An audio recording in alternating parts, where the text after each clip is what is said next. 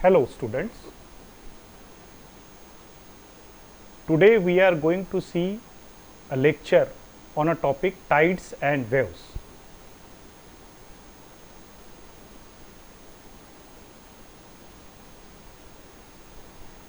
As a civil engineer, when we plan and design a harbor, we have to consider certain engineering facts and meteorological phenomena. So, these phenomena, when we consider the design of the harbor, are primarily categorized into three major phenomena.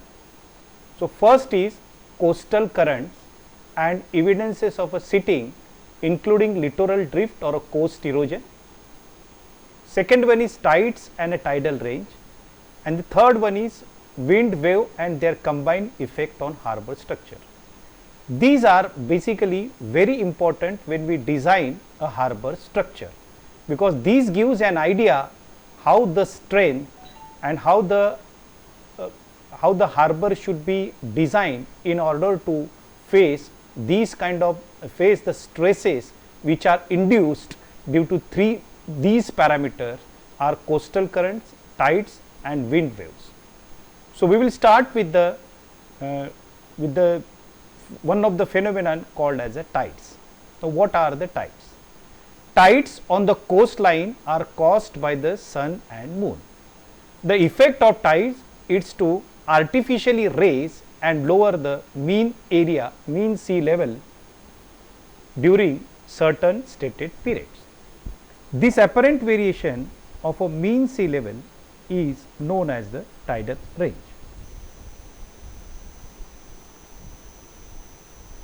Now, we have seen what is tidal. Now, we are going to see what are the types of the tidals. There are two types of the tidal: spring tides and neap tides. So, let us see what do you mean by spring tides. At a new and full moon, or rather a day or two after, or twice in each lunar month, the tides rise higher and fall lower than at other times, and these are called as spring tides. So, this is very well explained. If you see when the earth comes in between the moon and the sun, so this is called as a full moon, and when it is a full moon, the tides which are going to be generated are called as a spring tide. Then there is another type called as neap tides. Let us see how it happens. Also, one or other days after the moon is in a high quarter, that is about 7 days from new and full moons, that is, this comes twice in a lunar month, the tides rise and fall less than at other times and are then called neap tides. So, example is here, it is very well mentioned. Now, we are going for the another phenomenon called as waves and wind. The sea wave is by far the most powerful force acting on harbor barriers and against which an engineer has to contend. So, when we design a structure, we need to design a structure in such a way that the structure should withstand the damages or the effect or the pressure forces created by the waves. The waves has the impulse of a huge battering ram and equipped with a point of a pickaxe and a chisel edge. The waves can create the effect which is going to be caused by the pickaxe or a chisel edge as sharp as these may cause waves may cause these kind of forces or damages caused because of these things X and edge to the structures. It is the most compressible natural phenomenon, and the phenomenon of a storm waves takes place in the open sea due to the action of there are two kinds of waves. One is waves of oscillation and another one is waves of translation. So, let us see what is called as a waves of oscillation. The waves of oscillation are stationary, while the waves of translation possess a forward motion. So, if you can see, this is how it is generated. and another one is called as a waves of translation. So this comes under the waves of translation. So if you look into this picture, you will see this is a seabed and friction. So this is the water movement which is showing. Initially it is going to cause in this way, and up to this it is called as oscillation wave. And the translative waves originally start the waves of oscillation and become translatory by further wind action. So initially these waves are in the oscillation stage, these waves are like this and called as oscillation waves, and later because of the wind pressure this becomes a translatory waves as shown in the figure. The harbor engineer's main concern is the translatory wave, where you can see this is a oscillatory waves, and then because of the wind action it becomes more sharp and it is called as, so here the top of the water moves faster, here it is something like, and then wave begin to break. So here it is going to see the picture, it is going to break and then it comes like a translation, and here if you see in this way the water from the previous wave returns backslash and then it is water rushes to the beach as is. So if you look into this, the water level is something like this and it becomes slightly increasing.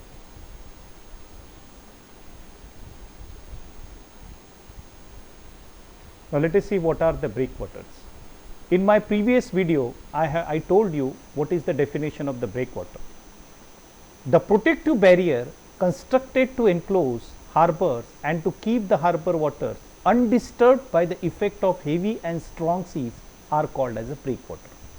So basically this provides an entry to the ship, and this is very much essential to berth a ship nearby coastal area, because sufficient water depth is needed and that is maintained by this breakwater. So again it is a protective barrier constructed to enclose harbor and to keep the harbor water undisturbed. So this water will be undisturbed, maybe because of the other action like currents and tides from this sea, which is get obstructed, which is get protected because of this layer, and this natural harbor water will not be get affected. Now how the alignment of the breakwater is done?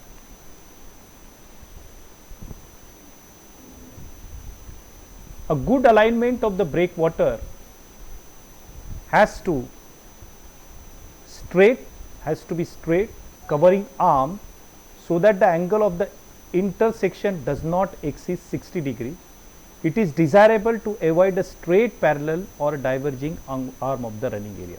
So these are the two things which we need to.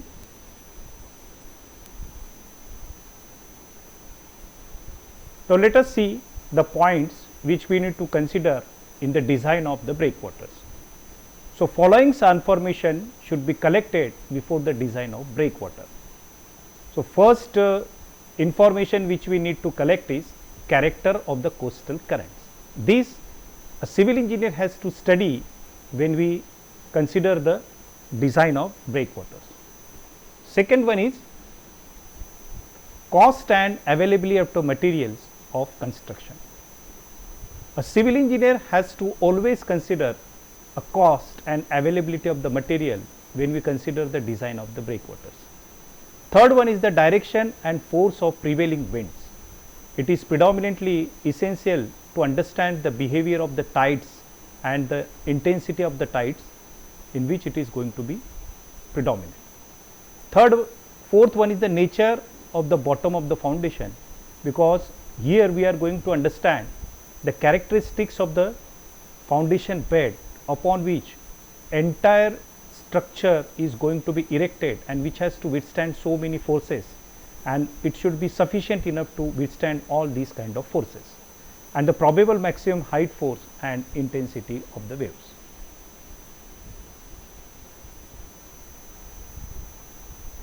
Now let us see detrimental forces acting on a breakwater. So there are various forces. So the first one is hydrostatic force.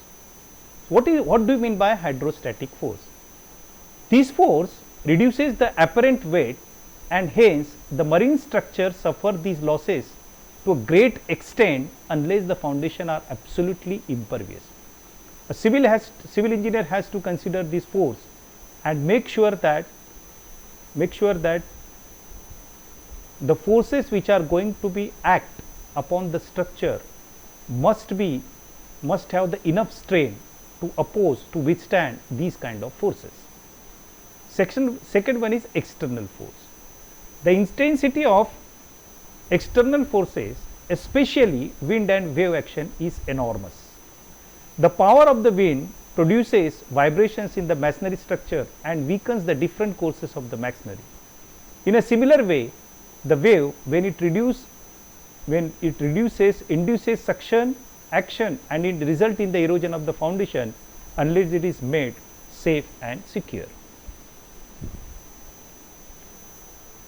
The third forces which are acting is solvent action of the sea water.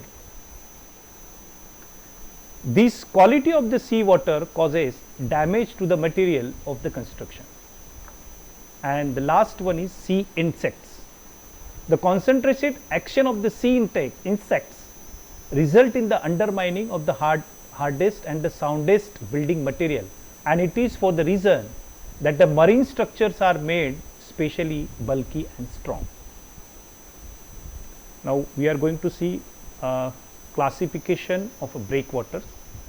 So if you look into the pictures, you will come to know there are three types of breakwaters: heap or a mound breakwater, mound with a superstructure, and upright breakwater. So here in the figure you can see heap or a mound breakwater.